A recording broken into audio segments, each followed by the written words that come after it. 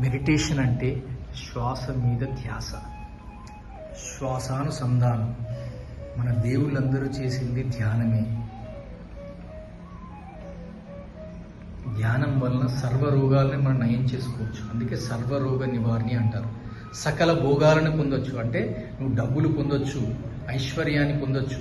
ఇవన్నీ మనము ఓన్లీ ఒకటే ఒక దాంతోనే సాధ్యం. అది ఓన్లీ ధ్యానం మాత్రమే. ధ్యానం శాకాహారిగా ఉండాలి. మన దేవుళ్ళందరూ శాకాహారులే, ఎవరు మాంసాహారులు కారు.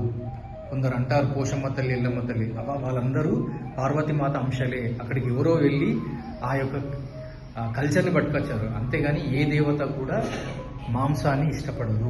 వాళ్ళు ఎవరూ తినలేదు. మన భగవద్గీత, మన పురాణాలు, ఉపనిషత్తులు అవి ఆల్రెడీ చెప్పడం జరిగింది.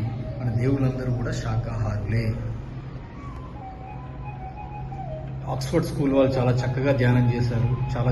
కమాన్పూర్ ఆక్స్ఫర్డ్ స్కూల్ బ్రాంచ్ వాళ్ళు, లింగేష్ సార్ వారి యొక్క ఆధ్వర్యంలో, ఇక్కడ ఉన్న స్కూల్ టీచర్ వాళ్ళ కోఆపరేషన్తో స్టూడెంట్స్ చాలా చక్కగా బెనిఫిషియల్ అయ్యారు ఈ యొక్క ధ్యానం.